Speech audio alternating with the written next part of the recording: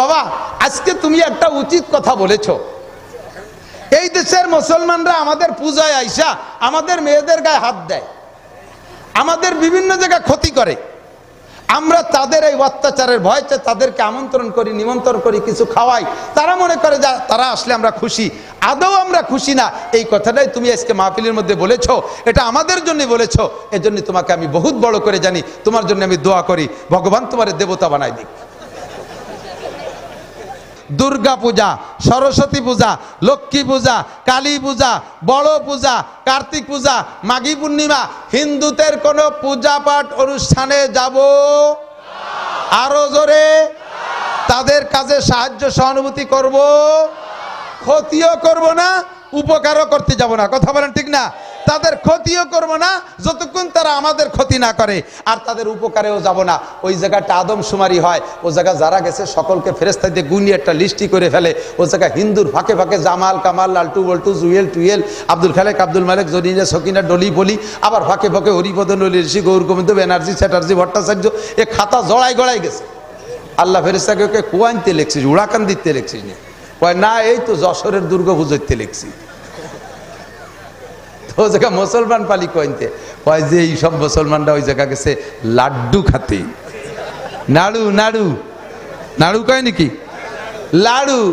ওই জায়গায় হিন্দু বাড়ির লাড়ু না খাইয়া মাদ্রাসায় আইসো, মাটি দিয়ে কুলুকির ডেলা বানাইতেছি, 3টে খাইয়ে বাড়ি খেয়ে বাড়ি যাই।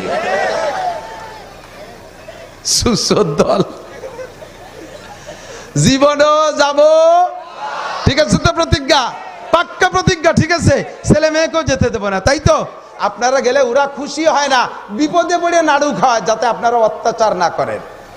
তারাও চায় যে তোমরা না আসো, তারাও চায়। আমি এই শত্রুজিৎপুর আছে না, মাগুরা একটা জায়গার নাম আছে শত্রুজিৎপুর, আমাকে গোপালগঞ্জের উড়াকান্দির সময় ওই শত্রুজিৎপুর মাহফিল, এক বুড়ো, আমি 2 ঘন্টা ওয়াজের পরে নামছি, হিন্দু এক বুড়ো, ওনাদের স্বভাব বলো কেউরে বড় মনে করলে তারে দেবতা কয়ে সেবা দেয়। আমি বয়ানের পরে নামার পরে বুড়ো ডাইরেক্ট আমার পার সিজদা পড়ে মুহির মধ্যে আঙ্গুলটা উড়ু উড়ু দিয়ে আমার লিয়ে কি রে, বাবা তুমি ভগবান, বাবা তুমি ভগবান। আমি কই আল্লাহ, আমার তো কোন বিপদে ফেলালো, 2 ঘন্টা ওয়াজ করে আমি ভগবান হয়েছি। সামনে একটু এগিয়ে আসলে ভালো হয়। শত শত মানুষ পিছনে দাঁড়িয়ে আছে, আমরা একটু মেহরবানি করে একটু এগিয়ে ভাইদের বসার সুযোগ করে দিই। আলহামদুলিল্লাহ, জামিয়া কাসেমিয়া আরাবিয়া বারামদিপাড়া মাদ্রাসা কর্তৃক আয়োজিত 64তম আজিমুশান ওয়াজ মাহফিলে আজ শেষ দিন। এ পর্যায়ে আমাদের সম্মুখে মূল্যবান বক্তব্য রাখছেন জনাব আলহাজ হযরত মাওলানা নাসিরউদ্দিন সাহেব, গোপালগঞ্জ। আমরা হযরতকে আলোচনা রাখার জন্য সবিনয় অনুরোধ রাখছি। ইন্নাল হামদুলিল্লাহ والصلاة والسلام على من لا نبي بعده। ঠান্ডা আর গায়ে লাগে না, নিচে নিচে নিচে করে দিই, টুপি দিতে না হয়, টুপি নিচে। أما بعد فأعوذ بالله من الشيطان الرجيم. بسم الله الرحمن الرحيم.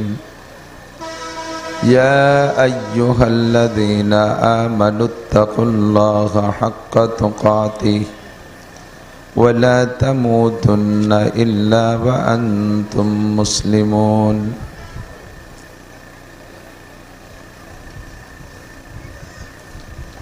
ثم قال الله تعالى إن أكرمكم عند الله أتقاكم. وقال تعالى ومن يتق الله يجعل له مخرجا ويرزقه من حيث لا يحتسب. وقال تعالى وتعاونوا على البر والتقوى ولا تعاونوا على الإثم والعدوان. وقال محمد رسول الله صلى الله عليه وسلم من حافظ على الصلوات أكرمه الله ب5 خصال يرفع عنه ضيق العيش وعذاب القبر ويعطيه الله كتابه بيمينه ويمر على الصراط كالبرق ويدخل الجنة بغير حساب صدق الله مولانا العظيم وصدق رسوله النبي الكريم سبحانك لا علم لنا إلا ما علمتنا إنك أنت العليم الحكيم جزى الله عنا محمدا ما هو أهله سبحان الله وبحمده سبحان الله العظيم رب اشرح لي صدري ويسر لي أمري واحلل عقدة من لساني يفقه قولي رب زدني علما اللهم أرنا الحق حقا وارزقنا اتباعه وأرنا الباطل باطلا وارزقنا اجتنابه সকলে বলি আমিন। আমার থেকে একটু কমায় দিতে হবে, ফ্যানের কথা সময় গলা বসে যায়। মোহাব্বতের সাথে সকলেই জবান খুলে একবার দুরুদে ইব্রাহিমি পড়ে নেই। আল্লাহুম্মা সাল্লি আলা মুহাম্মাদিন ওয়া আলা আলি মুহাম্মাদ কামা সাল্লাইতা আলা ইব্রাহিম وعلى آل إبراهيم إنك حميد مجيد اللهم بارك على محمد وعلى آل محمد كما باركت على إبراهيم وعلى آل إبراهيم إنك حميد مجيد। ঐতিহ্যবাহী জামিয়া কাসেমিয়া আরাবিয়া বারান্দিপাড়া মাদ্রাসার উদ্যোগে আয়োজিত 64তম বার্ষিক 2 দিন ব্যাপী আজিমুশান ওয়াজ মাহফিলের দ্বিতীয় দিন সমাপনী দিনের সম্মানিত সভাপতি, মাদ্রাসার সুযোগ্য সুদক্ষ সুপরিকল্পিত মোহতামেম সাহেব হুজুর, যোগ্য মুহাদ্দিসিনে কেরাম, আসাতেজায়ে কেরাম, আজিজ আমতুলাবা, 2 দিন ব্যাপী মাহফিলের দাওয়াতি উলামাই কেরাম, এ অঞ্চলের অনেক অনেক উলামাই কেরাম, আয়েম্মায়ে মাসাজিদ, প্রাণপ্রিয় দেশবাসী, রাজনৈতিক বিভিন্ন দলের গণ্যমান্য ব্যক্তিবর্গ, নেতা নেতৃবৃন্দ, প্রাণপ্রিয় দেশবাসী, পর্দার আড়ালে বসে থাকা মা ও বোনেরা, আমাদের খেদমতে নিয়োজিত থাকতে পারেন পুলিশ প্রশাসনের বাইরা, আল্লাহ তাবারাক ওয়া তাআলার শাহী দরবারে আমাদের পক্ষ থেকে পাঠাই অসংখ্য শুকর যে আল্লাহ পাক রব্বুল আলামিন এই বর্ষাকালে যে সময় মাহফিল বৃষ্টি হওয়াটাই নিয়ম, বৃষ্টি না হওয়া অনিয়ম, তো রব্বুল আলামিন সেই অনিয়মকে ভেদ করে আমাদের জন্য মাহফিল উপলক্ষে 2 দিন সুযোগ করে দিয়েছেন। নিচু জায়গা, ভিজা জায়গা, স্যাঁতসেঁতে জায়গা, এই যশোর বৃহত্তম শহর, শহরের লক্ষ লক্ষ মানুষের মধ্য থেকে বাছাই ছাঁটাই করে আমাদেরকে পছন্দ করে মনোনীত করেছেন এখানে আসার ও বসার জন্য। সকলে অন্তর থেকে খুশি হয়ে পড়ি আলহামদুলিল্লাহ। মেহেরবান আল্লাহ পাক রব্বুল আলামিন অসংখ্য গুণের অধিকারী, তার শক্তি ক্ষমতা অপরিসীম। ফাআলুল লিমা ইউরিদ আলা কুল্লি শাইইন কাদির, যা খুশি করতে পারেন, যা ইচ্ছা হয় তাই করেন। ইচ্ছা হলে বৃষ্টি দিতে পারেন, ইচ্ছা হলে মেঘ নিয়ে যেতে পারেন। 2 দিন আগেও বৃষ্টি, আজও বৃষ্টি, আমাদের ওদিকে আজও বৃষ্টি হয়েছে, আশেপাশেও কম বেশ হয়েছে। তো আল্লাহ তাআলা আমাদের মাহফিলের জন্য সুযোগ দিয়েছেন, এজন্য রব্ব কারীমের দরবারে আমরা শুকর আদায় করি আলহামদুলিল্লাহ। অনেকবার আসছি এখানে, গত বছরও দাওয়াত ছিল, হযরত বললেন নির্বাচনের কারণে সেটা মিস হয়ে গেছে। এবছরও বৃষ্টির কারণে মিস হওয়ার সম্ভাবনা ছিল, তো আল্লাহ পাক সুযোগ দিয়েছেন। যশোরে অনেক মাহফিল করেছি, এই ময়দানটা আমার অত্যন্ত প্রিয় ময়দান, মাদ্রাসাটা অত্যন্ত মহব্বত ও ভালোবাসার মাদ্রাসা, আদর্শ দ্বীনি শিক্ষার একটা প্রতিষ্ঠান। আল্লাহ তাআলা মাদ্রাসার অভাব অনটন দূর করে দিক, যতটুক দিনাদায়িক হয়েছে আল্লাহ তাআলা পরিশোধ করে সামনে বছর চলার মতো পুঁজি আসবাব আল্লাহ জোগাড় করে দিক। 2 দিনব্যাপী মাহফিল থেকে অনেক কথা শুনেছেন, আমাদের সব কথার উপরে আল্লাহ তাআলা আমল করারও তৌফিক দান করেন। আমাদের মাহফিলের ভিতরে আলোচনার পাঠ্যপুস্তক হলো, আলোচনার বিষয়বস্তু হলো কোরআন ও হাদিস। কোরআন এবং হাদিস, শুধু কোরআন নয়, শুধু হাদিসও নয়। চলমান জামানায় সারা দুনিয়া জুড়ে মুসলমানদের উপরে বিভিন্ন প্রকার ফিতনা ভিতরে ভিতরে ঢুকে পড়তেছে। ইসলাম এবং মুসলমানদেরকে ধ্বংস করার জন্য অনেক অপকৌশল, অনেক ষড়যন্ত্র চলতেছে, সকলেই কম বেশ জানেন, সচেতন জনতা। তো এই ফিতনার ভিতরে একটা ফিতনা আছে আহলে কোরআন, শুধু কোরআন মানে হাদিস বিশ্বাস করতে চায় না। এরকম একটা দলের নাম শুনছেন কিনা আমি জানি না, আহলে কোরআন। সুন্দর সুন্দর কথা বলে, কোরআন ছাড়া তারা মানে না, এত ভক্ত কোরআনের, কোরআনে যাহা বলেছে তাহা করবে। এমনকি কোরআনের ভাষাটাও ব্যবহার করার চেষ্টা করে, যথাসম্ভব কোরআনের ভাষাই উনরা সব জায়গায় ব্যবহার করতে চেষ্টা করে, অথচ পারে না। কোরআনের বাহ্যিক তর্জমা হিসেবে উনরা কোরআন শরীফের ভিতরে নামাজ পায় মাত্র 3 ওয়াক্ত, এই জন্য উনরা 3 ওয়াক্ত নামাজের ভক্ত। নামাজ কয় ওয়াক্ত? আর একটু, উনরা পাইছে 3 ওয়াক্ত। আকিমিস সালাতা তরাফাইন নাহারি ওয়া যুলাফাম মিনাল লাইল, দিনে যুলাফাম মিন আকিমিস সালাতা তরাফাইন নাহার, দিনের 2 দিক, রাতের কিছু অংশ। তার মানে দিনে 2 ওয়াক্ত, রাত্রে 1 ওয়াক্ত, 3 ওয়াক্ত নামাজ পায়। আহলে কোরআন এক ফিতনা শুরু হয়েছে, যোগ্য বিজ্ঞ বড় কোনো আলেম তার ভিতরে নাই। 2 নম্বর আর এক দল বের হয়েছে, এরা আরো আগের থেকে, আহলে হাদিস, শুধু হাদিস মানে কোরআনের কথা খুব একটা বলে না, এও এক দল চলতেছে।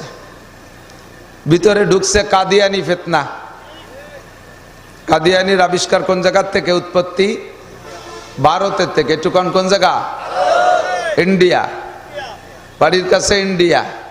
ইন্ডিয়ার কাছের থেকে অনেক মানুষ আসছে মাহফিলে, আমাদের বাংলাদেশি। তো ইন্ডিয়া হলো সমস্ত ফিতনার মার্কাজ। মার্কাজ বোঝেন তো? তবলিগি মার্কাজ আছে না আমাদের এখানে, ইন্ডিয়া সব ফিতনার মার্কাজ। বাংলাদেশে যত ভণ্ড পীর দেখতেছেন, সব ভণ্ড পীরের আমদানি হয়েছে ইন্ডিয়ার থেকে। ধর্মের নামে যত ফিতনা তা ইন্ডিয়ার থেকে শুরু হয়। আল্লাহর নবীর নামে যত সমালোচনা তার বেশিরভাগই ইন্ডিয়ার থেকে শুরু হয়। 1 মাসের ভিতরে 2 বদমায়েশ আল্লাহ রসুল সম্পর্কে কটূক্তি, এটাও ইন্ডিয়ার থেকে। ঠিক কি ঠিক না? গোলাম মোহাম্মদ কাদিয়ানি নবুয়তি দাবি করেছে, তার বাড়িও কোন জায়গা? সারা দুনিয়া জুড়ে তবলিগের ভিতরে একটা জোর মোহাব্বত ছিল, তার ভিতরে ভাঙ্গন সৃষ্টি হয়েছে কোন জায়গার থেকে? ইন্ডিয়া থেকে। বাংলাদেশে যত খাদ্যের মধ্যে ভেজাল, ফরমালিন, এ নাজিল হয় আসমানের থেকে, কথা কয় না? কোন জায়গার থেকে?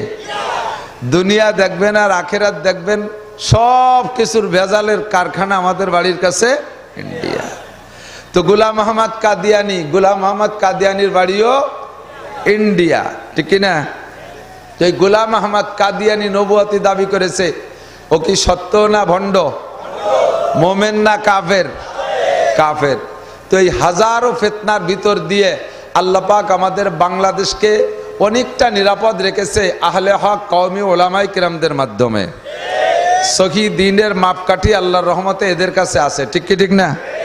এদের অনুসরণ করলে ইনশাআল্লাহ হিদায়াত পেয়ে যাবেন। তো আমাদের বয়ান বক্তৃতার মূলধন কোরআন এবং হাদিস। কোরআনে কারীম আল্লাহ তাআলা পারা হিসেবে আমরা বন্টন করে নিছি 30 পারা, সূরা হিসেবে নাজিল করেছেন আল্লাহ তাআলা 114টা সূরা। আয়াতের সংখ্যার গণনার ভিতরে দুই রকম বর্ণনা আছে। 6666 আয়াত হযরত আলী রাদিয়াল্লাহু তাআলা আনহুর গণনা, সিদ্দিকা আয়েশা রাদিয়াল্লাহু তাআলা আনহার গণনায় 6236 আয়াত। বলবেন কোরআন শরীফের ভিতরে আর আয়াত গুনতি যে এভাবে দুই দল হয়ে গেল, হুজুরকে স্বভাবই দলাদলীয়রা। কোরআন শরীফের সূরার বর্ণনা 114টা, এর ভিতরে তো আমাদের সন্দেহ নেই, কিন্তু এর মধ্যে আবার ইখতিলাফ আর মতানৈক্য আছে। কেউ বলেন 112টা সূরা। সূরা তাওবা নামে একটা সূরা আছে না, দুইটা সূরার ভিতরে পার্থক্য ঘটানোর জন্য দুই সূরার মাঝখানে বিসমিল্লাহ থাকে। সব সূরার শুরুতে বিসমিল্লাহ আছে না নাই? সূরা তাওবার শুরুতে বিসমিল্লাহ নাই। হাফেজরা বলেন সূরা তাওবার আগের সূরার নাম কি? আনআম। সূরা তাওবার আগের সূরার নাম কি? আনফাল। আনফাল, আনফালের পরে তওবা। তো সূরা তওবার শুরুতে বিসমিল্লাহ নাই। অনেকে বলেন যে আনফাল আর তওবা মিলে এক সূরা, তাহলে এই হিসাবে সূরা তওবার শুরুতে বিসমিল্লাহ নাই বিদায় দুই সূরা মিলে এক সূরা, তাহলে একটা কমে গেল, হয়ে গেল কত? 113। আর ফালাক আর নাসের বিষয়বস্তু সেম। দুই সূরার শুরুতে দেখবেন কুল আছে না নাই? আউযু বিরাব্বিল ফালাক, কুল আউযু বিরাব্বিন নাস, উভয়টার ভিতরে আল্লাহর কাছে শয়তানের থেকে এবং বিভিন্ন ক্ষতির হাত থেকে পানা চাবার মজমুনের ভিতরে রয়েছে। দুইটা সূরা জিবরিল আলাইহিস সালাতু ওয়াস সালাম সরাসরি অন্য সূরার মতো আনে নাই, স্বপ্নযোগে নবী আলাইহিস সালামকে দুইটা সূরা শিক্ষা দিয়েছেন। দুইটা সূরার ভিতরে 11টা আয়াত আছে। কেউ কেউ বলেন যে দুইটা সূরা ফালাক আর নাস, আর কোন কোন মুহাদ্দিস মুফাসসিরিন বলেন না, দুই সূরা মিলে এক সূরা। সেই হিসেবে তওবা আর আনফাল মিলে এক সূরা, ফালাক আর নাস মিলে এক সূরা, সূরা হয়েছে 112টা। এরকম করে আয়াতের ভিতরে কিছু ভাঙচুর করতে যাইয়া আয়াতের সংখ্যার ভিতরে বেশ কম হয়ে যায়। বাহরহাল যাই হোক না কেন, যত আয়াত আছে আর যত সূরা আছে আর যত পারা আছে, গোটা কোরআন শরীফ আমাদের বিশ্বাস করা ফরজ। কথা বলেন। এর একটা আয়াত কথা আগে আলোচনার শুরুর এই কথাগুলো আপনাকে খুব গভীরভাবে বুঝতে হবে, শুনতে হবে। কোরআন শরীফ না পড়লে কাফের হয় না, বুঝেন? কোরআন শরীফ জীবনও না পড়লে কি হয় না? কোরআন শরীফ না পড়লে কাফের হয় না, তবে কোরআন শরীফকে অবিশ্বাস করলে কাফের হয়ে যায়। তারেকে সুন্নত, সুন্নতকে আমল না করলে কাফের হয় না। সুন্নতকে অস্বীকার করলে, অবজ্ঞা করলে, ক্রিটিসাইজ করলে কাফের হয়ে যায়। সুন্নতের ভিতরে রদবদল পরিবর্তন ঘটাইলে, মন চাহি মাপ নিজে তৈরি করলে, তাহলে কাফের হয়ে যায়। তারেকে সুন্নাত ফাসেক, সুন্নতকে তরক করলে ফাসেক হয়, বড় বড় কবিরা গুনাহ। আর ফাসেকের রেজাল্ট হলো, সব ফতোয়ার কিতাবে লেখে, যেই লোকটা সুন্নতকে তরক করে ওই লোকটাকে শরীয়তের ভাষায় ফাসেক বলে। ফাসেকরে সালাম দেওয়া জায়েজ নেই। কে কে সুন্নতের কোন জায়গা তরক করছেন সে সেই জায়গা হিসাব করে। আমার জীবনভরের স্বভাব, আমি রাজনীতি ওয়াজ স্টেজে করি না, কোনো ব্যক্তির নাম টার্গেট করে আমি বেশি বলি না। কমপক্ষে মুসলমানদের ভিতরে নামে মুসলমান যারা আছে, রাজনৈতিক দল হিসেবেও যদি তারা আমি পছন্দ না করি, তবুও তার নাম আমি বলি না। কোরআন হাদিসের যে সিস্টেম, আমি আলোচনার ভিতরে দোষগুলো বলে যাব, দোষ যার যা আছে সে সেখান থেকে সংশোধন হওয়ার চেষ্টা করবে। ব্যক্তির নাম বলার দরকার নাই। কতক্ষণ ঠিক ঠিক না? ব্যক্তির নাম বলে শত্রুতার সৃষ্টি করার দরকার নাই। তবে কাফেরদের নাম বলবো, আবু জাহেল, আবু লাহাব, উতবা, সাইবা, ওলীদ ইবনে মুগিরা, নমরুদ, কারুন, হামান, সাদ্দাদ, ফেরাউন, উবাই বিন খলফ, আবু জাহেল, যত আছে, জো বাইডেন, নেতানিয়াহু, অং সান সু চি, নরেন্দ্র মোদী, একে ছেলে ফেলাই দেবো নাম কইয়া, একে নাম ছাড়বো না। কিন্তু আমাদের দেশের কেন নাম আমি বলবো না। আমাকে দেশ আলাদের নাম আমি দোষ বলবো, যার যার দোষ আছে সে সংশোধন করে নিয়ে যাবে। কোরআনে কারিমের একটা আয়াতকে অস্বীকার করলে লোকটা কাফের। বলেন, একটা আয়াতকে অস্বীকার করলে কাফের। হাদিসে আছে, মা আমানা বিল কুরআনে মান ইস্তাহাল্লা মাহারিমাহু, কোরআনের 6666 আয়াতের 6665 আয়াতকে বিশ্বাস করে, আমল করে, একটু সে কোথাও ছাড়ে না। একটা আয়াতের উপরে তার দ্বিধাদ্বন্দ্ব, একটা আয়াতের উপরে ওই লোকটার সন্দেহ, একটা আয়াতকে সে সামঞ্জস্যপূর্ণ মনে করে না, একটা আয়াতকে এ জামানায় প্রযোজ্য মনে করে না, একটা আয়াতের উপরে তার অভিযোগ। আল্লাহ রসুল বলেন ও যেন গোটা কোরআনকে অস্বীকার করলো, পাক্কা কাফের ওই লোকটা বিনা হিসাবে জাহান্নামী। মাত্র কয়টা আয়াত? একটা আয়াত। আল্লাহু আকবার। একটা কথা মনে রাখবেন, 2 নম্বর কথা হলো কোরআনের উসলুব আর কোরআনের সিস্টেম হলো যেই বিষয়টা আল্লাহ ইম্পর্টেন্ট মনে করেছেন সেটাকে আলোচনা একটু বেশি করেছেন। যেই কিস্সাগুলো আল্লাহ তাআলা বেশি ইম্পর্টেন্ট মনে করেছেন, কোনটা ইম্পর্টেন্ট, কোনটা ভেরি ভেরি ইম্পর্টেন্ট, বেশি প্রয়োজন, এই গল্পগুলো আল্লাহ তাআলা বেশি বর্ণনা করেছেন উম্মতের শিক্ষার জন্য। আর বর্ণনা করে করে আল্লাহ বলেন ফাতাবিরু ইয়া উলিল আবসার, আরে এই যাদের কিস্সা কইলাম তোমরা এদের দেখা দেখা সমকালীন সমস্বভাবের যারা আছো, নাম তো আগেই বলছি, নাম বলবো না, সমকালীন স্বভাবের যারা আছো ওই স্বভাবওয়ালাদের সাথে মিল যাদের আছে তারা সেখান থেকে শিক্ষা গ্রহণ করো। এ কারণে আল্লাহ তাআলা কুরআন শরীফের ভিতরে সবচাইতে বেশি আলোচনা করেছে ফিরাউন আর মুসা আলাইহিস সালামের কিস্সা। ফিরাউনের কিস্সা সবচেয়ে বেশি। 2 নম্বরে নমরুদের কিস্সা, সাথে ইব্রাহিম আলাইহিস সালাম আছে। এইভাবে বড় বড়, তারপরে সাদ্দাদের কিস্সা, কওমে আদের কিস্সা, কওমে লুতের কিস্সা, কওমে সামুদের কিস্সা। এই যাদের উপরে আল্লাহ তাআলার গজব আসছে তাদের কিস্সাগুলো আল্লাহ তাআলা প্রয়োজন হিসেবে কম বেশ করে বয়ান করেছে। সবচেয়ে বেশি বয়ান করেছেন ফিরাউনের কিস্সা। কেন বয়ান করেছে? এখন থেকে নিয়ে কিয়ামত পর্যন্ত ফিরাউন খাসলাতের মানুষ দুনিয়ায় বহুত আসবে। একটুও কয় না ঠিক? চোখের সামনে আছে না নাই? দেখা যায় কি যায় না? বলি নিচে, আমি নাম বলবো না, কারণ এর ভিতরে সব দলের মানুষ আছে। আছে না নাই? আমলিগ আছে না নাই?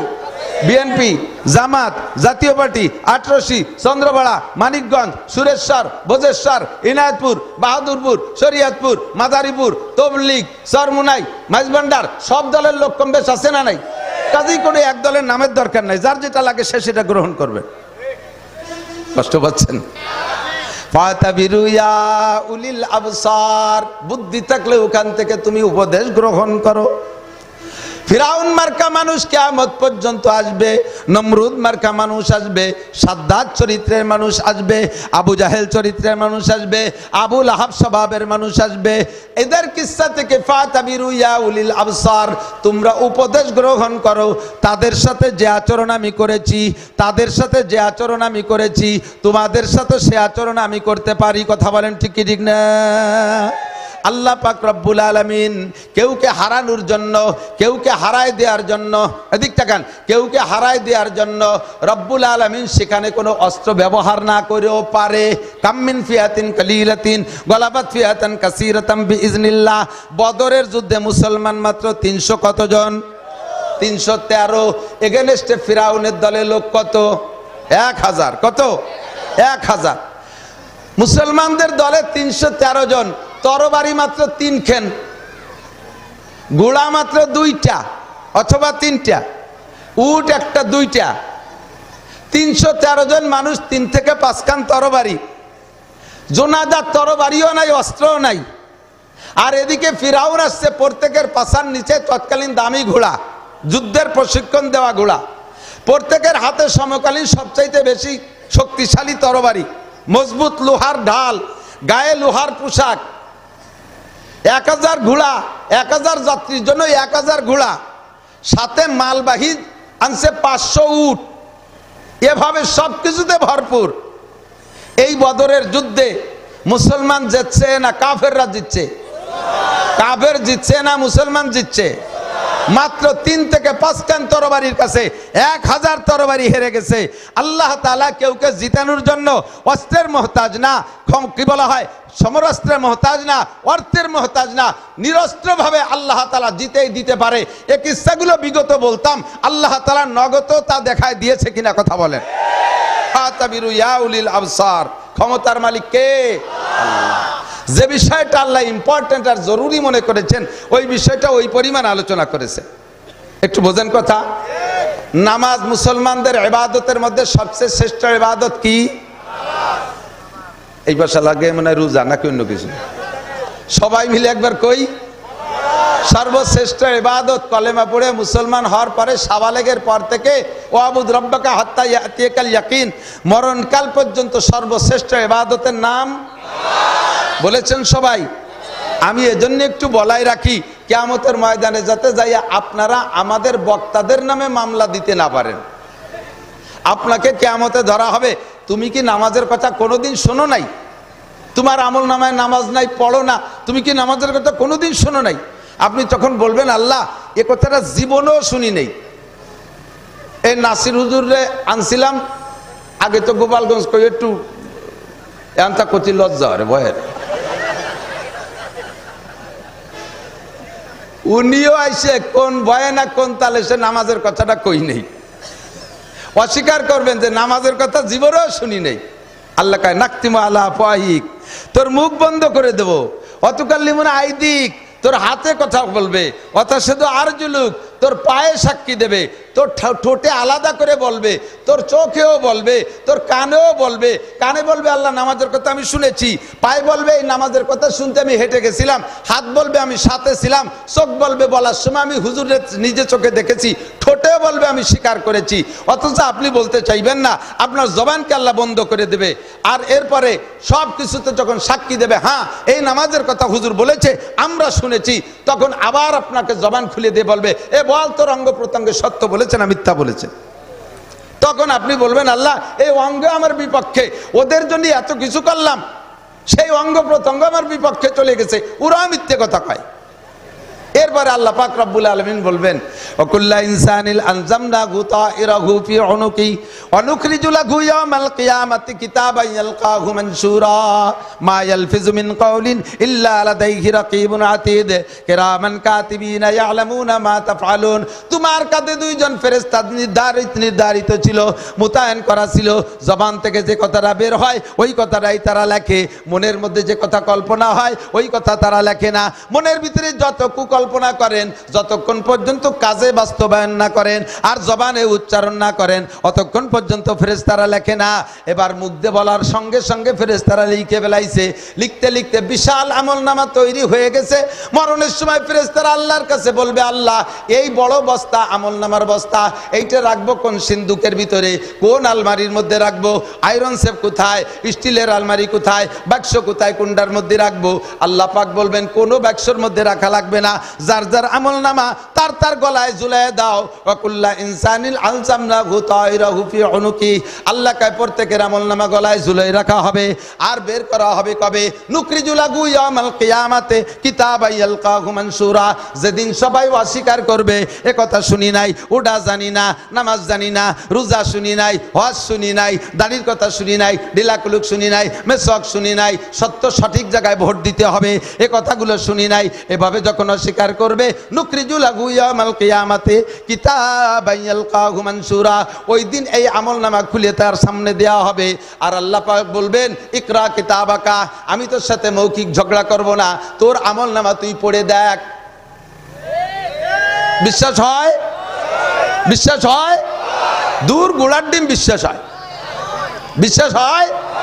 আমলনামা গলায় ঝুলে রাখা হবে, বের করা হবে, যা বলছেন লেখা হয়, অন্তরে ভয় আছে? মনে রাখেন এই কথাটা। নুখরিজু লাহু ইয়াওমাল কিয়ামাতে কিতাবান ইয়ালকাহু মানশুরা, পড় ইকরা, পড়।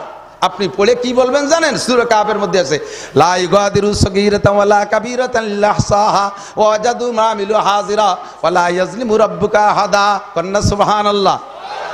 প্রত্যেকটা অক্ষরে অক্ষরে কোন মেহগনি বাগানে বসে বসে গাঁজা খাইছেন তাও ফেরেশতারা ছবি তুলে লিখে দিয়েছে, কোন পার্কে যাইয়া বান্ধবী নিয়ে বসে তসবিহ টেপছেন সব সে ভিডিও করে থুয়ে দিছে। কুয়াকাটা, কক্সবাজার, সুন্দরবন, ওই কলেজের বাথরুমের পিছনে কিভাবে যে ফেরেশতারা সব জায়গা খবর রাখলো, আপনি বলবেন আল্লাহ ই তোমার ফেরেশতারা সবই কি ঠিক লাগছে না? আল্লাহ কার ডেট তারিখ সহ আছে, দেখছো ওরা সব আছে। তাহলে আমি মুখ দিয়ে স্বীকার করাইলাম মানে আমি মামলার হাত থেকে বাইচা গেলাম। মুসলমানের সবচাইতে বড় ইবাদতের নাম আবার একবার আর একটু একবার সবাই বলছেন আমি জিম্মাদারি খালাস। এই নামাজ সর্বশ্রেষ্ঠ ইবাদত বিধায় কোরআন শরীফের ভিতরে আলোচনা হয়েছে বেশি 82 বার। কতবার? আকিমিস সালাত, আকিমিস সালাত, আকিমিস সালাত, আকিমিস সালাত, 82 বার নামাজের আলোচনা, ঠিক না? এই জন্য নামাজ পড়া লাগবে 82 বার। এবার নামাজ প্রত্যেকটা, আমার দিক তাকান, প্রত্যেকটা ইবাদতের ব্যাপারে আল্লাহ পাক রব্বুল আলামিনের সিদ্ধান্ত হলো এদিক তাকান, প্রত্যেক ইবাদতের পরে যদি জাগতিক কিছু লাভ থাকে তাহলে ইবাদতটা করতে মানুষে আগ্রহী হয় বেশি। সব ইবাদতের বেনিফিট দুনিয়ায় তার কোনো লাভালাভি একটু না পায় তাহলে মানুষ আগ্রহী হয় না। এ তো খালি খালি ঠিক করছেন, দূরে একটু না বুঝল দিলে বুঝবেন কি? যদি মিলাদের শেষে জিলাপি না দেয় ওই মিলাদে মানুষ যায়? দাওয়াত করে বাড়ি নিয়ে আইয়া দোয়া কালাম করায় কলেজে যান, আসসালামু আলাইকুম, খান উবে দাঁত, তাহলে ফিরে বার কে আর দাঁত নিয়ে যাবে ও বাড়ি কেউ? মিলাদের পরে অনুষ্ঠানের পরে খাবার না থাকলে সেই মিলাদে যায় না। আপনাদের এলাকায় মাহফিলের শেষে খুব একটা খাবার দাবার দেয় না, অন্য অন্য এলাকায় মাহফিলের শেষে সব শ্রোতাকে খাওয়ায়। যদি মাহফিলের শেষে খাবার থাকে তাহলে শেষ বক্তা ওয়াজ যাই করুক না কেন মানুষ ওঠে না, আর মজা লেগে যায় মাটির সাথে। বক্তা খালি বয়ান করতে খুশিতে বলে আল্লাহ আজকে তাহলে বয়ান খুব জমছে, লোক উঠতেছে না। বক্তা তো জানে না যে কি জন্য উঠতেছে না, শেষে প্যাকেটের জন্য বসে রয়েছে। বয়ানের শেষে যদি তবারক থাকে, বয়ানের শেষ পর্যন্ত লোক থাকে। মিলাদের শেষে যদি তবারক থাকে তাহলে মিলাদে লোক আসে। আগের হুজুরদের মিলাদের শেষে টাকা দিত, আমরা ফতোয়া দিছি মিলাদে টাকা দেওয়া জায়েজ নাই। মিলাদে যখন টাকা দেওয়া জায়েজ নাই, শ্রোতারা তো এইগুলোর পরে আমল করার জন্য আগ্রহী। দাড়ির কথা বলি আমল করে না, রোজার কথা বলি আমল করে না, নামাজের কথা বলি আমল করে না, আরো বহুত বেদাত ছাড়তে বলি আমল করে না। কিন্তু যে বিদাত ছেড়ে দিলি নিজেদের লাভ আছে, ওই বিদাত খুব তাড়াতাড়ি ছাড়ে। বোঝে নাই কথা? মিলাদের পরে খাওয়ানো যাবে না, এটা খুব খুশি, তাহলে তো বেঁচে গেলাম। মিলাদের পরে হুজুরের টাকা দেওয়া যাবে না, আরো খুশি, ঘন ঘন মিলাদ দেয়, কারণ পয়সা দেওয়া লাগতেছে না। এইটা মানিয়ে নিয়েছে খুব তাড়াতাড়ি। কত বিদাত ছাড়তে বলছি ছাড়ে না, একটা বিদাতের কথা অত বেশি বলি না, তারপরে 1-2 বার বলছি, বাস মাশাআল্লাহ সারা বাংলাদেশে আমল শুরু হয়ে গেছে। মুরব্বীরা সাক্ষী দেন, আপনাদের ছোটবেলায় দেখছেন, ইদানিং নাই। আগে গরু কুরবানি দিলে যেই মোল্লা কুরবানি দিত, মোল্লারে কাল্লাটা দিতেন। কাল্লা বোঝেন তো? মাথা মাথা দেখছেন না? এরকম দেখছেন না? আমার বাড়ির পাশে যারা মুরব্বীরা সেই সময় যার মোল্লা ছিল, এক মোল্লার বাড়ি আমি 22টা কাল্লা দেখছি। আমার আব্বারে কইতাম যে আব্বা আপনি জবাই দিতে পারেন না? ভাগ্য ভালো সে সময় ফ্রিজ ছিল না, যদি সে আমলে ফ্রিজ থাকতো তাহলে সেই আমলের কাল্লার সিং আইজও দেখতাম। এত কাল্লা জমা করতো সেই বাড়ি। এখন সেই কাল্লা কোন মোল্লারে দেয়নি, কি কথা বলেন? দেয়। এই বিষয় ওয়াজের মধ্যে খুব একটা শোনেন না। আজ থেকে 40 বছর আগে যশোরে হুজুর রহমাতুল্লাহ আলাইহি তৎকালীন উলামা ইকরাম একবার বলে দিয়েছে, মোল্লারে কাল্লা দিলি কুরবানি বাতিল হয়ে যায়, কুরবানি সহি হয় না। বাস একবারের কথা, এই কথাটা আমলে নিয়ে আসছে, কারণ এই কথাটা আমল করলে কাল্লা বাড়ি থাকে। এই কথার বার আমল করলে কাল্লা বাড়ি থাকে। তো যে বিষয়টা বললে নিজের লাভ আছে সেই বিষয়টা খুব শোনে আর মানে, আর যেটার পর আমল করলে নিজের একটু জাগতিক লস, এই বিষয় মানতে চায় না। এই জন্য আল্লাহ পাকের সিস্টেম এদিক তাকান, প্রত্যেকটা ইবাদতের সাথে আল্লাহ তাআলা জাগতিক একটা লাভ রেখে দিয়েছে, যাতে বান্দার কাছে শুধু পরলৌকিক লাভ যদি ইবাদতের পিছনে বলা হয় তাহলে ইবাদত তো আগ্রহের সাথে করে না। আর একটু উদাহরণ বোঝেন, আজকে রাত্রে 12টা পর্যন্ত মাহফিল করে ছেড়ে দেব, বাসায় যে খেয়ে দিয়ে শুইতে শুইতে 1টা বেজে যাবে, আর 1টার পরে যদি ঘুম এসেই যায় তাহলে একেবারে পাক্কা আল্লাহওয়ালা বুজুর্গ ছাড়া ফজরের আজান কানে যাবে না, ফজরের নামাজ উঠে পড়তে খুবই কষ্ট হবে। কথা কোন ঠিক ঠিক না? তো এখন 1টা বাজে শুইলে ফজরে উঠা যায় না, অথচ রমজান মাসে তারাবির নামাজ পড়িয়ে যাইয়েই কেউ শোয় না, যাইয়ে চা খায়, গল্প করে, এটা করে ওটা করে, এসে করতে করতে করতে করতে সে সময় 12টা 1টা বাজে যায় শুইতে ঘুমাইতে। সেই রমজান মাসে যারা রোজা রাখে 1টার সময় শুয়ে আবার রাত 3টার সময় উঠে যায়, অথচ এখন 1টায় শুয়ে ফজরে উঠতে পারে না। কারণ কি?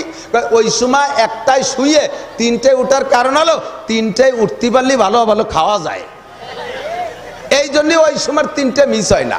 আর এখন ফজরে চো উঠলি তো কেউ এক গ্লাস পানিও দেয় না, এক কাপ চাও দেয় না, এখন বিস্কুটও দেয় না।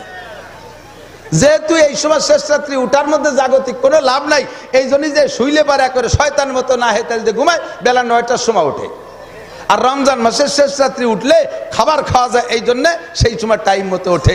আল্লাহ কয় নাসির এই উদাহরণ দিয়ে বুঝাই দাও যে প্রত্যেক ইবাদতের পিছনে যদি জাগতিক লাভ থাকে তাহলে বান্দা ইবাদত করে, তুমি জাগতিক লাভটা একটু বুঝাই দাও।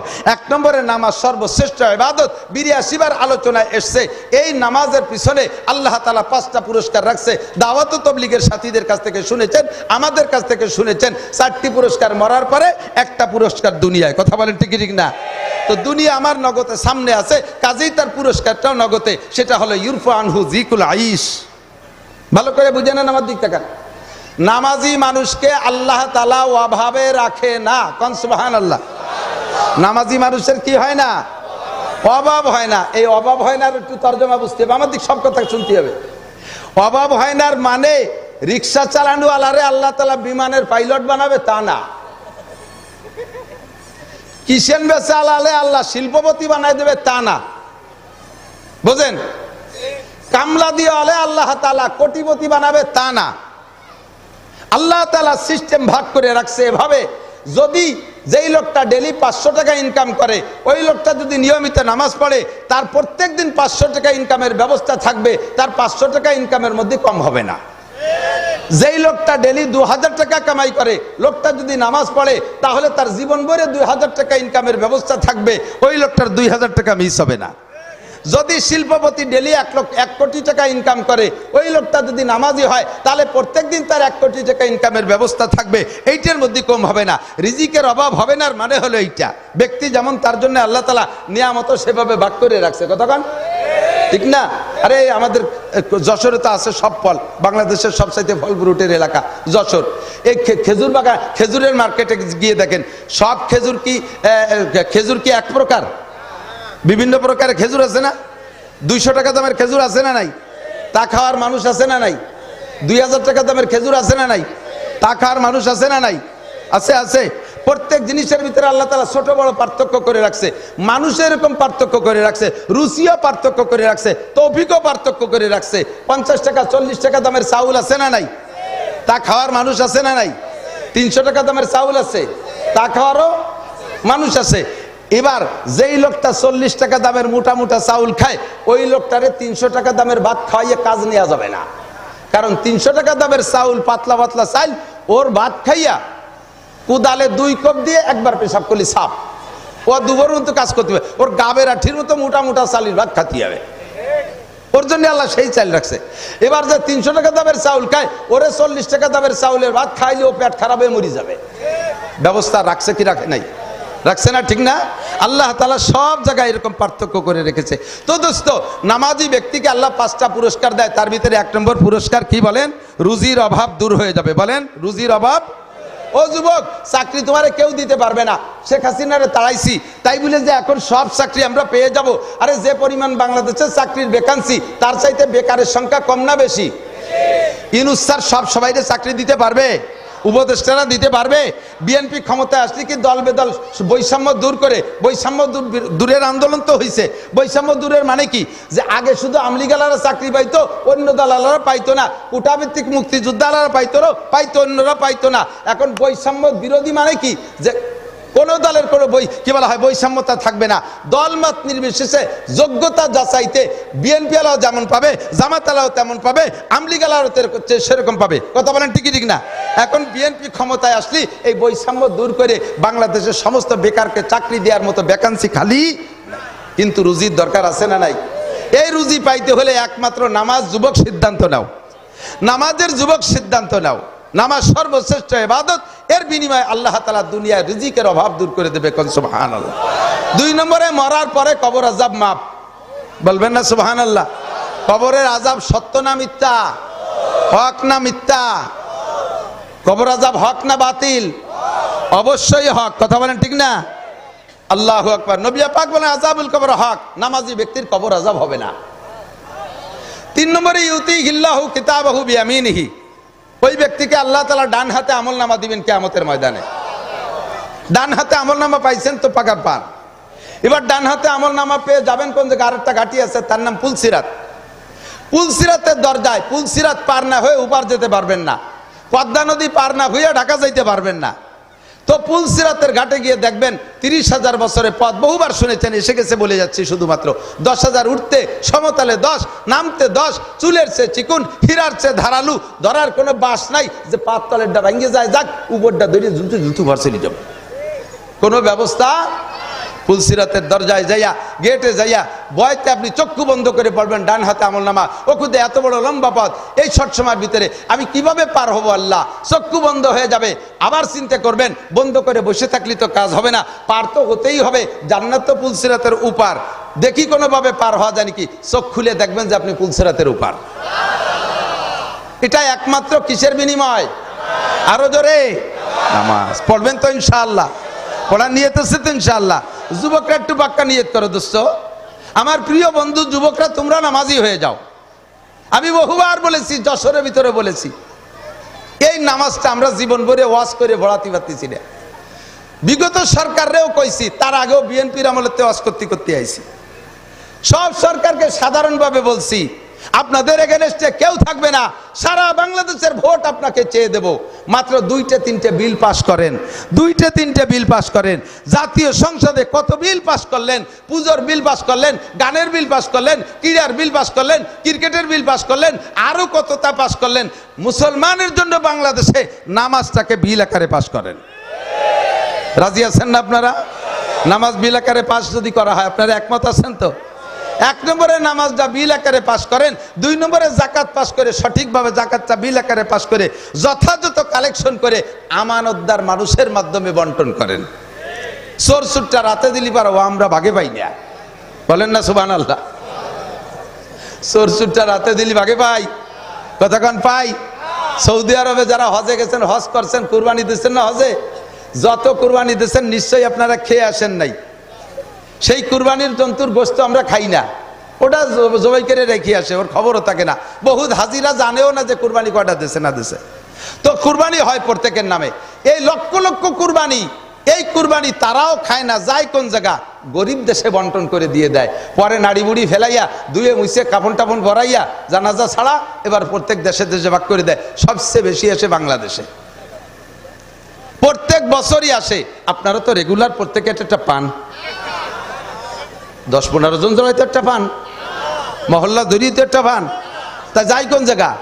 বড় বড় কয়বর বানানো আছে নেতাকে ঘরের ভিতরে, সেই জেন্দা কবরের মধ্যে ঢুই দিয়ে দেয়। সারা বছর কুরবানির বরকত খায়, কতক্ষণ ঠিকই ঠিক না? তাদের হাতে দিয়ে আমরা কিছু পাইও নাই, পাবো। জাকাতটা সঠিকভাবে আদায় করে ইমানদার আমানতদার মানুষের মাধ্যমে বন্টন করান। 2 নম্বর 3 নম্বরের সমস্ত পার্কগুলো পরিষ্কার করে দেন। তারপরে যত পর্যটন কেন্দ্র আছে এই জায়গা থেকে জোড়া ভাঙ্গে দেন, এই সব জায়গা থেকে জোড়া ভাঙ্গে দেন। বাজার ঘাটের ভিতরে বেপরদার থেকে বাঁচানোর জন্য কড়া শাসন ব্যবস্থা করেন। এরপরে গার্মেন্টসগুলোকে নারী পুরুষ ভাগ করে দেন, স্কুল কলেজ শিক্ষাঙ্গন বিদ্যালয়গুলো নারী পুরুষ ভাগ করে দেন। মেয়েদের জন্য কলেজ আলাদা, ছেলেদের জন্য কলেজ আলাদা, মেয়েদের হাই স্কুল আলাদা, ছেলেদের হাই স্কুল আলাদা।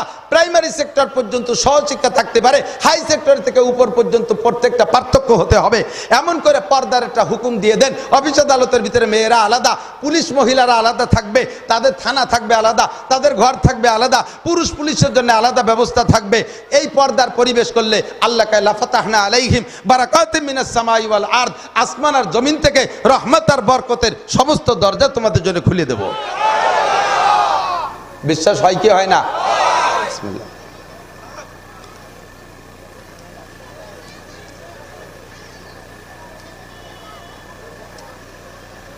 পুরান কিস্সা বহুত শুনাইছি, এখন সব আল্লাহ তাআলা গুরাইয়ে নগদ বানাই দিচ্ছে, বিশ্বাস করে না? নগদে আছে, যদি সম্ভব হয় ভিসা করে যান আফগানিস্তান দেখে আসেন, একটু যান আফগানিস্তান দেখে আসেন।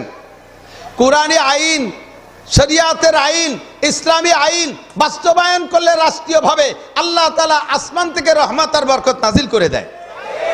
খবর নেন, মিডিয়ার কাছে জানেন, সম্ভব হলে পয়সা নিয়ে ভিসা করে যে দেখে আসেন।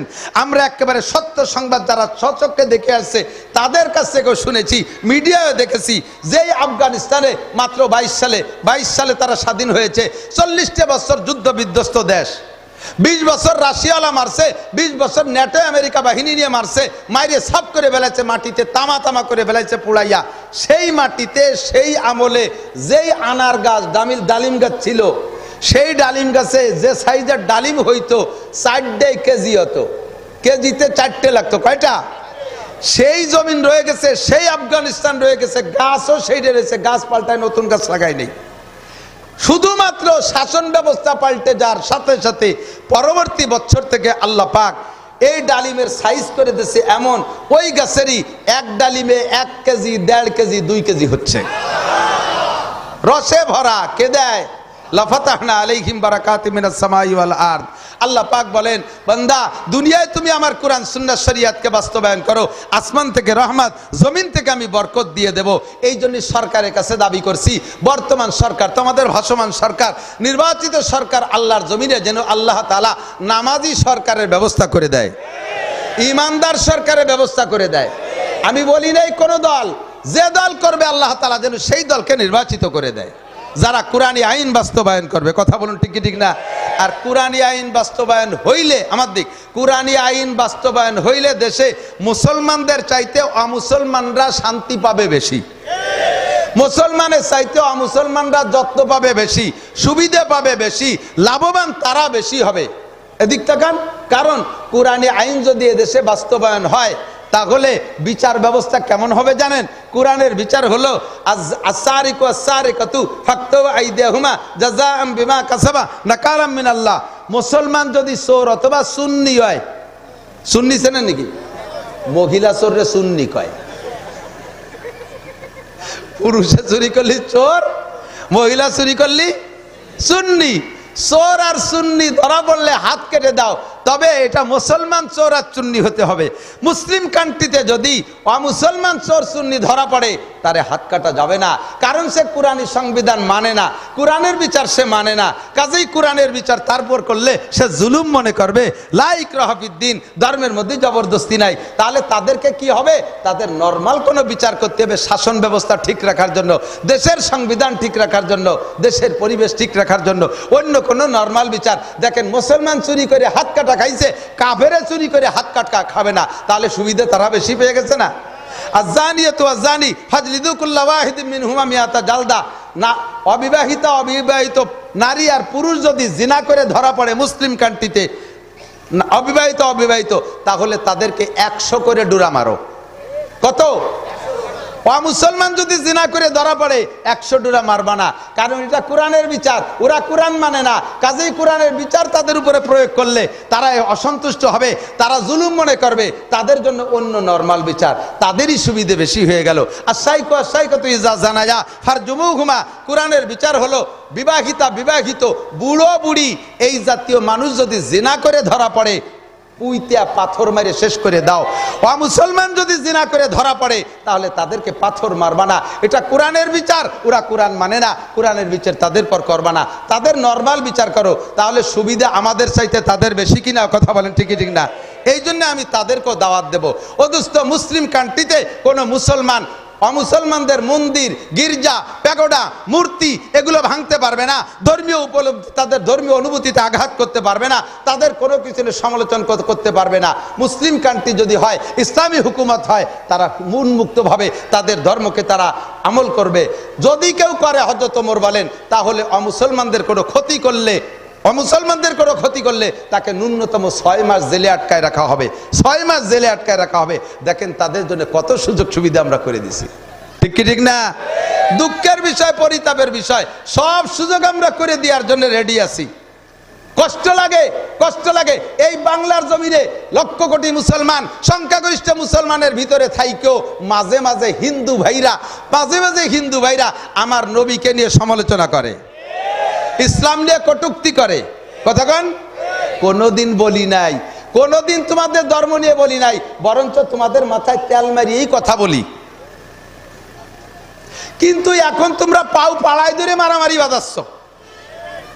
নগদে বাংলাদেশের ভিতরে এই জ্বালা, ওদিকে ইসরায়েল, ফিলিস্তিন, গাজা, লিবানন নিয়ে এক জ্বালা, তার ভিতরে যাইয়া হঠাৎ 1 মাসের ভিতরে ভারতের থেকে 2 মুসাই আমার নবীকে কটাক্ত করেছে। কথা বলুন ঠিক ঠিক না? এই মুহূর্তে আর চুপ থাকার সুযোগ কথা বলেন, চুপ থাকার সুযোগ কিছুই বলি নাই, বলতাম না, তোমাদের লাভই দেখাই দিয়ে গেছি। কিন্তু যখন বলা শুরু করছো, আমাদেরকে বলায় ছাড়ছো, তখন আর আমরা না বলে পারি না, ঠিক কিনা? তোমরা কার কাছে প্রার্থনা করো, কার কাছে মুনাজাত করো, কার কাছে চাও? আমার আল্লাহ নিজেই বলেন, ইন্নাল্লাযীনা তাদউনা মিন দুনিল্লাহ লা ইয়াখলুকু যুবাবান। তোমরা আল্লাহ বাদে যার কাছে প্রার্থনা করতেছো, তাদের কি ক্ষমতা আছে? সবাই মিলে লা ইয়াখলুকু যুবাবা ওয়ালা ইসতামাউলা, সারা পৃথিবীর সমস্ত দেবদেবী একত্রিত হইয়া একটা মাছি বানাইতে পারবে? কথা বলেন, পারবে?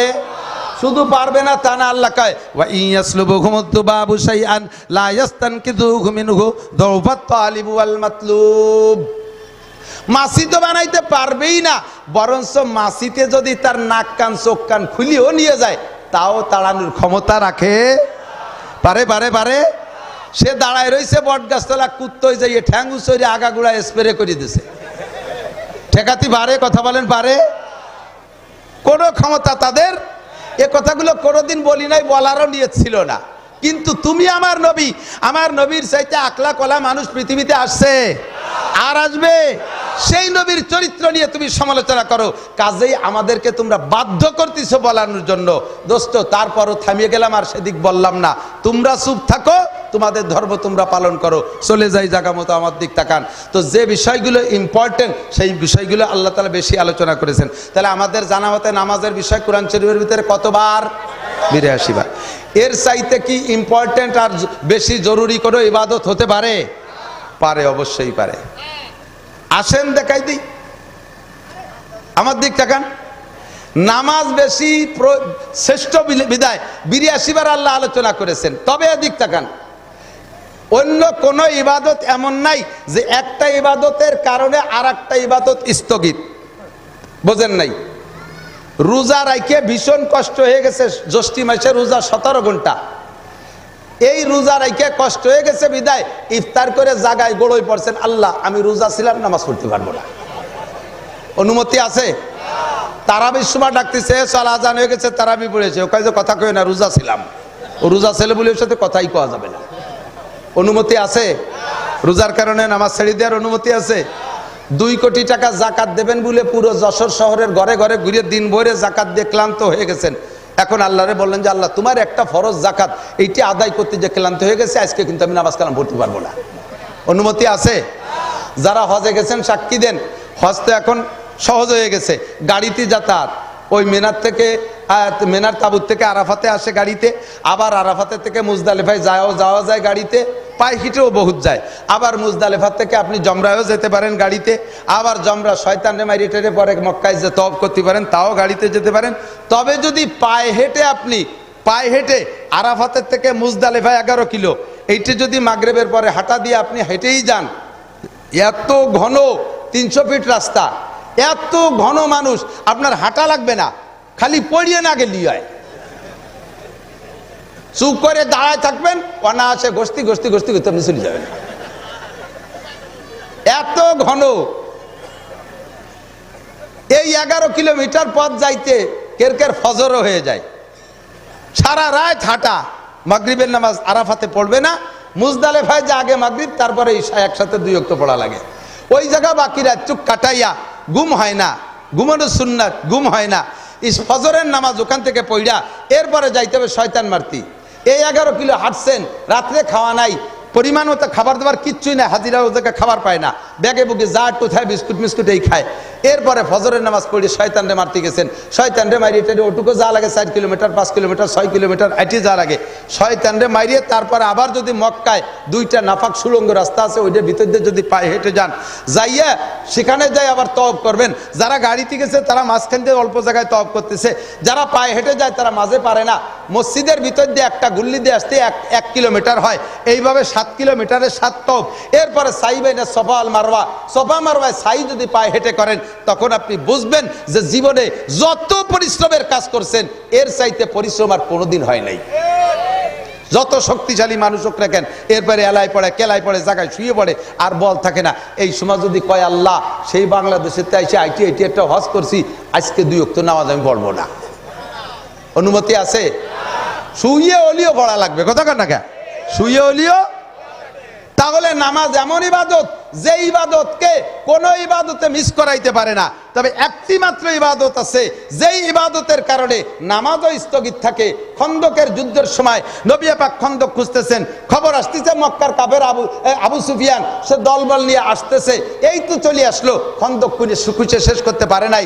জোহরের নামাজে রক্ত আসছে, নামাজের জন্য যদি খন্দক খনন করা বাদ দিয়ে নামাজে যায় তাহলে ওরা ঢুকে পড়তে পারে। খন্দক তো খুঁজা শেষ হয় নাই, হুজুর কয় থাক জোহরের নামাজ, আগে খন্দক খনন করো। খুঁজতে খুঁজতে আসর হয়ে গেছে, খন্দক খনন করা শেষ হয় নাই। হুজুর কয় থাক আসরের নামাজ বাদ দাও, আগে খন্দক খনন করো। এসে গেছে মাগরিব, কয় থাক খন্দক মাগরিবের নামাজ পড়া লাগবে না, আগে খন্দক খনন করো।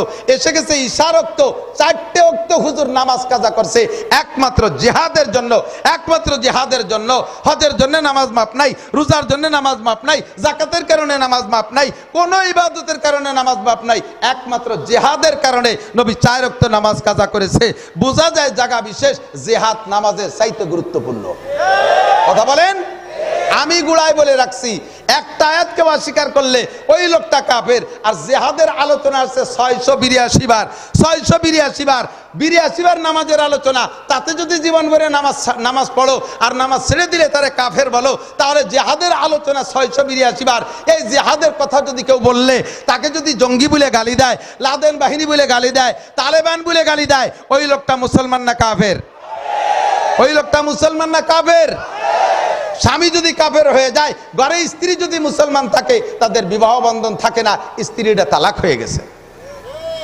স্ত্রী কি? তুমি তো তা জানো না।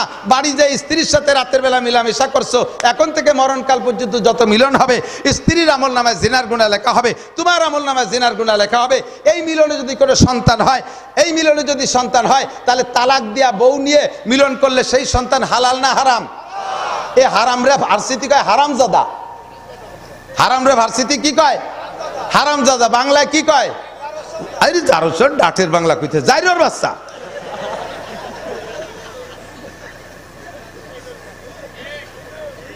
নামাজকে অস্বীকার করলে কাফের, রোজাকে অস্বীকার করলে কন্যা কে, যাকাতকে অস্বীকার করলে, হজরে অস্বীকার করলে, জিহাদকে অস্বীকার করলে কাফের। স্ত্রী তালাক হয়ে যায় যদি ওই অবস্থায় বিনা তওবায় আবার কলেমা না পড়ে, তওবা ছাড়া তওবা না করে আবার যদি কলেমা না পড়ে, এই অবস্থায় যদি তার মরণ হয়, তার জানাজা পড়া যাবে না, তারে কাফন পরানো যাবে না, তারে মুসলমানের কবরস্থানে দাফন করা যাবে না, ওইটাকে দিতে হবে শ্মশানে। কথা বলেন ঠিক কি ঠিক না? ও মুসলমান, যদি প্রয়োজন আসে, ডাক আসে, জিহাদের জন্য রেডি? জোরে বলেন রেডি? যখন যেভাবে জিহাদ করা লাগবে উলামায়ে কিরাম বলবে রেডি তো ইনশাআল্লাহ। যদি আজকে যেতে বলা হয় ফিলিস্তিন, কে কে রেডি? রেডি? বাড়ি ব্যাগ আনতে যেতে হবে, টাকা আনতে যেতে হবে, লুঙ্গি পাল্টাতি, এই অবস্থায় হেঁটে চলে যাবো। কতক্ষণ ঠিক ঠিক না? আল্লাহ তাআলা আমাদের এই জজবাকে কবুল করে বলেন আমিন। এরপরে আর একটা বিষয়, আর বাড়বো না এখানে। আর একটা বিষয় আছে কোরআন শরীফের ভিতরে খুব উল্লেখযোগ্য, যেটা খুব সব কিছুর মূল সেইটার কাছে যাইয়া আল্লাহ তাআলা সেটার আলোচনা করেছেন 62 বার। একটা বিষয় আল্লাহ তাআলা কোরআন শরীফের 30 পারাই ওয়াজ, সবই ওয়াজ করতে হবে। তবে যে বিষয়গুলো ভেরি ভেরি ইম্পর্টেন্ট, আল্লাহ সেইটার উপরে তাকিদ দিয়েছে বেশি। যে কথাগুলো গুরুত্বপূর্ণ, নবীকে বলার জন্য কুল শব্দ ব্যবহার করছেন। কুল এইটা বলো, কুল ওইটা বলো, কুল আউযু বিরাব্বিন নাস, কুল আউযু বিরাব্বিল ফালাক। কুল মানে বলো, কুল কাফিরুন, কুল লা ইস্তামাতিল ইনসু ওয়াল জিন, কুল লাউ কানাল বাহরু মিদাদাল লিকালিমাতি রাব্বি, কুল হাল ইয়াস্তাবিল লাযিনা ইয়ালামুনা ওয়াল লাযিনা লা ইয়ালামুন। এমন করে 332 বার কুল শব্দ ব্যবহার করেছে। এরপরে আরেকটা বিষয় খুব গুরুত্বপূর্ণ বিদায় আল্লাহ তাআলা সেটার আলোচনা আছে 62 বার। কয়বার? সেটা হলো তাকওয়া। কি বলেন? তাকওয়া। তাকওয়া শব্দ কোরআন শরীফের ভিতরে বিভিন্ন সিগায় 62 বার আসছে। আমি সেই 62 বারের একটা 3-4টা আয়াত পড়িয়ে ফেলাইছি, ছোট ছোট করে, অল্প অল্প করে। একটা আয়াত, কষ্ট পাচ্ছেন? তাকওয়া এমনই একটা বিষয়, লম্বা ব্যাখ্যা, আমি শুধু তর্জমা বলে দেব। এই তাকওয়ার পিছনে 2টা জিনিস রয়েছে, একটা হলো পরকাল আর একটা হলো দুনিয়া। দুনিয়া তাকওয়ার পিছনে এমন যেটা আপনার জীবনে অত্যন্ত জরুরি। আপনি সত্যিকারে যদি দুনিয়ার এই সমস্ত জিনিস পাইতে চান, তাহলে তাকওয়া অবলম্বন করতে বাধ্য হবেন। আল্লাহ পাক রব্বুল আলামিন বলেন, ইয়া আইয়ুহাল্লাযীনা আমানুত্তাকুল্লাহ ইত্তাকুল্লাহ আছে না নাই তাকওয়া? ইয়া আইয়ুহান নাসুত্তাকু রাব্বাকুম, এই জায়গায় ইত্তাকু রাব্বাকুম তাকওয়া। ওয়া মান ইয়াত্তাকিল্লাহা ইয়াজআল লাহু মাখরাজা, ইত্তাকি এখান থেকে তাকওয়া। ইন্না আকরামাকুম ইনদাল্লাহি আতকাকুম, তাকওয়া থেকে আতকা। এই চারটে কথা বলে আমি শেষ করে দেব। দিক তাকান, আল্লাহ পাক বড় মোহাব্বতের সাথে ডাক দিয়ে বলে, ইয়া আইয়ুহাল্লাযীনা আমানু, হে আমার অন্ধ জগতের অটল বিশ্বাসী পাগলরা, ইত্তাকুল্লাহ, ভয় পাও কাকে? একটু কান্না কাকে? আরে দুনিয়ার মানুষকে ভয় পেয়ে কি হয়?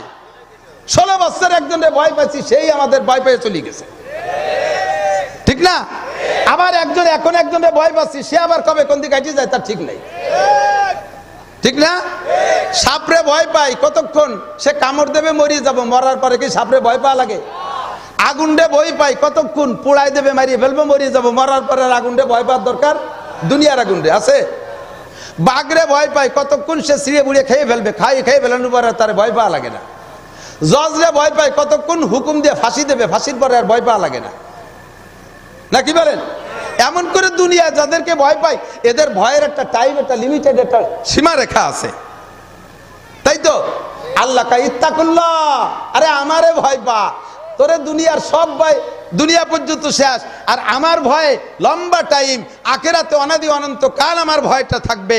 আমারে ভয় পা। কেন ভয় পাবি? দুনিয়ার মানুষের সামনে জবাব দিয়ে এড়াই চলে যাওয়া যায়, ফাঁকি বুকি দিয়ে এড়াই চলে যাওয়া যায়। আমার সামনে দাঁড়াইয়া, নো টক বাট উস্কুত, আমার সামনে দাঁড়াইয়া 4টি ইমিগ্রেশনে জবাব দেওয়াই লাগবে। কয়টা ইমিগ্রেশন? ইমিগ্রেশন বোঝেন তো? সবাই বোঝে না, যারা বিমানে চলছে তারা জানে।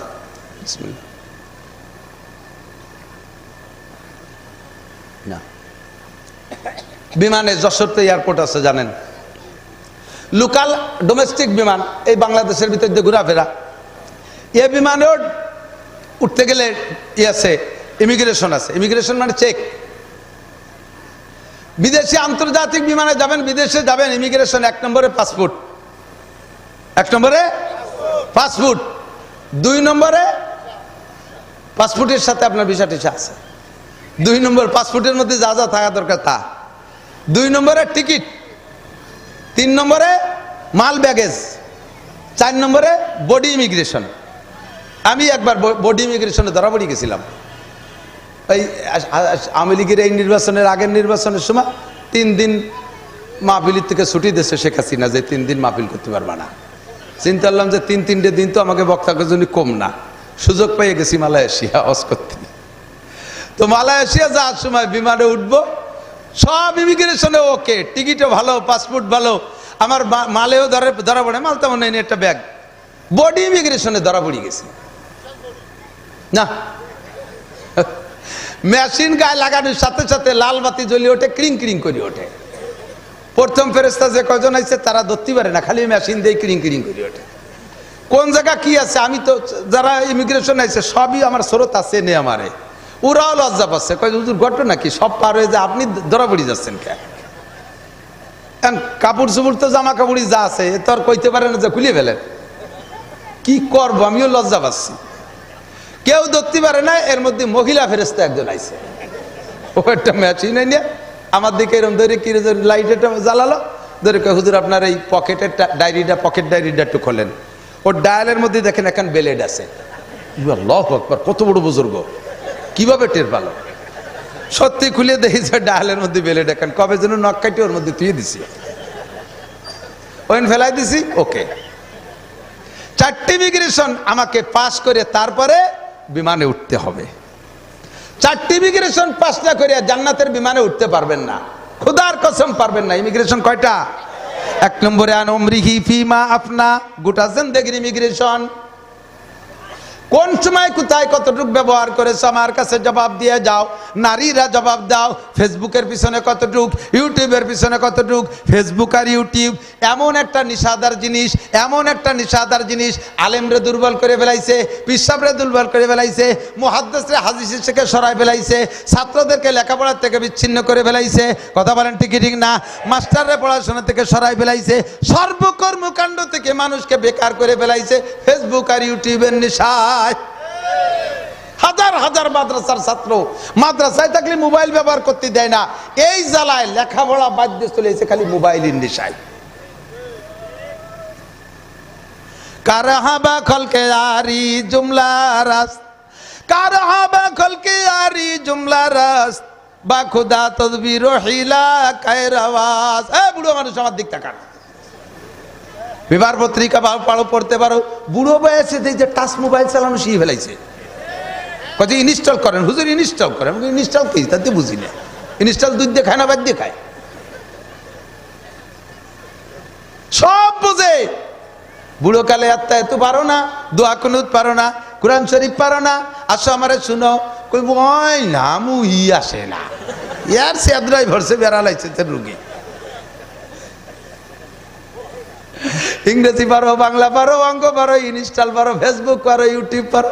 কারাহাবা খলকে আরি জুমলা রাস, আর এন্ড্রয়েডে লোহা লক্করের ব্যবসা পারো, সব কিছু তুমি পারো, কোরআন শরীফ কেন পারো না?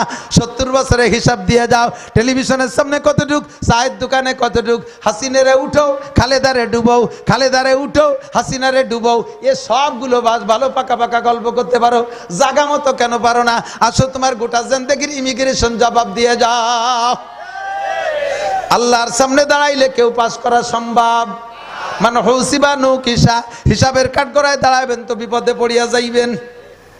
2 নম্বরে আমার প্রাণ প্রিয় বন্ধু যুবকরা আমার দিক তাকাও, আরে 70 বছর 80 বছরের হিসাবের ভিতরে সবই আছে, গোটা জিন্দেগির হিসাব আছে। এরপর আল্লাহ কয়, নবী পাক বলেন, এই 70 বছরের জীবনের ভিতরে ভেরি ভেরি ইম্পর্টেন্ট টাইম হলো যৌবনকাল। এই জন্য আনসাবাবিগি ফিমা আবলা, যৌবনকালের আলাদা হিসাব হবে। আরে বুড়ো হয়ে গেলে যা না পারা যায় যৌবনকালে তা পারা যায়, যৌবনকালে যা পারা যায় বুড়োকালে তা পারা যায় না।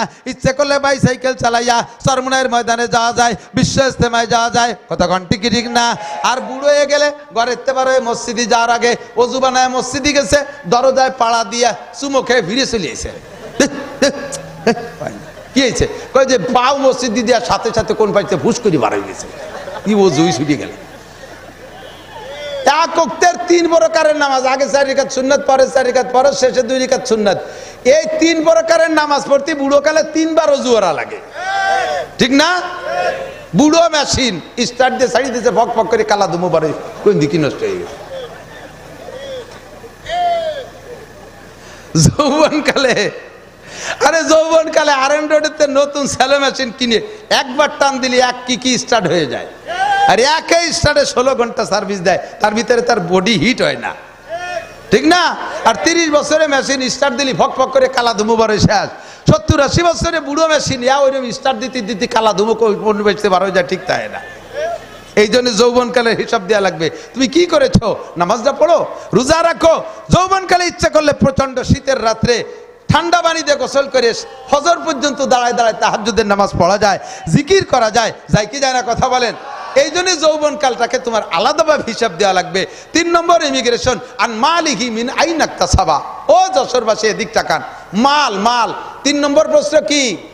3 নম্বর ইমিগ্রেশন একটু বলতে হবে, মাল, একটু সবাই কোন মাল, আবার কোন মাল, মিন আইন ইকতাসাবা। কোত্থেকে কামাই করেছো? চুরি করে, ডাকাতি করে, টন মারছো, মন মারছো, করোনা ভাতা মেরে খাইছো, রোডের পিচ মেরে খাইছো? জবাব দিয়ে যাও। কারেন্টের খাম্বা খেয়ে ফেলাইছে, তারও উড়ামুড়া দিয়ে খেয়ে ফেলাই দিছে। কই না গল্পটা মনে আছে তো? অস্ত সবই শোনেন। 4 দোকানে দাঁড়ায় দেখি, আল্লাহ একবার, আল্লাহ ওয়াজাগারে কুমির খেয়ে ফেলতেছে, আছে না জিওগ্রাফিতে? আমি কই যে কি সত্যি খায় না, এমনি ছবিতে এডিট করছে। এক বুড়ো কয়, বেটা তোর বাড়ি কোনে? আমার চেনে নয় বুড়ো, আমি তো বক্তা, সবাই চেনে। আমি তোমার বাড়ি কোন জায়গা? আমার বাড়ি গোপালগঞ্জ। কয় না তোমার বাড়ি গোপালগঞ্জ না? বলে হ্যাঁ আমার বাড়ি আইডি কার্ড আছে। যত আইডি কার্ড থাকুক তোমার বাড়ি গোপালগঞ্জ না, গোপালের এত বলদ হয় না। আমি কি বলদের কি এলাম? কয় যে অজাগারে কুমির খায়, তুমি আশ্চর্য হচ্ছ, এ তো আমার মাথায় ধরে না, তুমি তোমার বাড়ি গোপালগঞ্জ না। চাচা কি হয়েছে কি তাই করে? ওই যে দেখতেছি, আমি তো আশ্চর্যিত হইতো, আমি কোনোদিন তো চোখ দিয়ে দেখিনি। কারে বেটা কি জন্য কই? এ তো অজাগারে কুমির খায়, আমাকে বাজারে সরকার 3টে পাকা পায়খানা দিচ্ছে, তাই এক নিতা খেয়ে ফেলাই দিছে। মানুষই তিনটা বাঁকা পায়খানা খাতি পারলি ওয়াজাগারে কুমির খাওয়াতে দোষ কি? আমি কে বাবা, আল্লাহ তোমারে ফিরে যেন যৌবন দেয়, তুমি বুড়ো কালে এই কথা করতে পারলি? নেতায় বাঁকা পায়খানা খায়, নেতায় রাস্তা খায়, বেশি দিন খাওয়া যায় না, কথা কর না কেন? হালাল খাও বহুদিন খেতে পারবা, হারাম খাও বেশি দিন খেতে পারবা না, ঠিক কি ঠিক না? সবাই সতর্ক হয়ে যাও, এক দলের থেকে আরেক দল শিক্ষা নাও, এক দলের থেকে আরেক দল শিক্ষা নাও। ও দোস্ত, প্রধানমন্ত্রীর হাতে রাষ্ট্রীয় ক্ষমতা, সেনাবাহিনী তার হাতে, পুলিশ তার হাতে, র্যাব তার হাতে, বিডিআর তার হাতে, আনসার তার হাতে, নৌবাহিনী তার হাতে, বিমান বাহিনী তার হাতে, যুবলীগ তার হাতে, ছাত্রলীগ তার হাতে, কৃষক লীগ তার হাতে, মূর্খ লীগ তার হাতে, সব দল তার হাতে। নিরস্ত্র কয়টা পুলাপানের জাপড়ে সব পেলাইতে চলে যা লাগছে, কতক্ষণ টিকি ঠিক না? এখন যারা আছো তারাও সেখান থেকে শিক্ষা নাও, বেশি লাফালাফি করো না, ভদ্রতার সাথে দেশ চালানোর সিদ্ধান্ত নাও। আল্লাহ তাআলা পছন্দ করলে তোমাদের হাতে দেশ দেবে। ভুল বলেছি? কোন দলকে কটাক্ষ করেছি? শিক্ষা এক দলের কাছ থেকে আর এক দল নাও, উল্টো পাল্টা করবা, সেই মালিকের হাতে কলকাঠি চাবি, মালিকের হাতে কলকাঠি চাবি, ঠিক কি ঠিক না? কেউ রে হারাইতে আল্লাহ তাআলার গুণী করা অস্ত্র লাগে না, নিরস্ত্রকে আল্লাহ তাআলা বিনা অস্ত্রে জিতাই দিতে পারে, যেটা আল্লাহর ওয়াদা। ইয়াকুম মিনকুম ইশরুনা সাবিরুনা ইয়াগলিবু মিয়াতাইন। আরে ন্যায় নিয়ে, হক নিয়ে, সত্য নিয়ে 20 জন মানুষ দাঁড়াবি, আমি 200 জন বিপক্ষের লোক, 200 জন অপরাধীকে আমি আল্লাহ তাআলা ঠগাই দেব, পরাজিত করে দেব। প্রমাণ আছে না নাই? বিশ্বাস হয় কি হয় না? সাবধান, সতর্ক। যা বলতে চাইছি, মিন আইন আকতাসাবা, মাল কোত্থেকে কামাই করছেন? ইন্ডিয়ার সাথে চোরাচালানি ব্যবসা করে সেই টাকায় যে কাবাঘর বানাইতেছেন। মাল একটা পার্স, একটার দাম, আপনারা যশোর এলাকার কাছ থেকে পার্স কিনে, জন্য পার্সের ব্যবসায়ীরা আছে বলে কয়ে দিয়ে যাই, আমাকে তো কিনা লাগে। আল্লাহু আকবার। মাঝে একটা সমস্যা হয়ে গেছে, আমি একটু বলে দিই। অনেক সময় এগুলো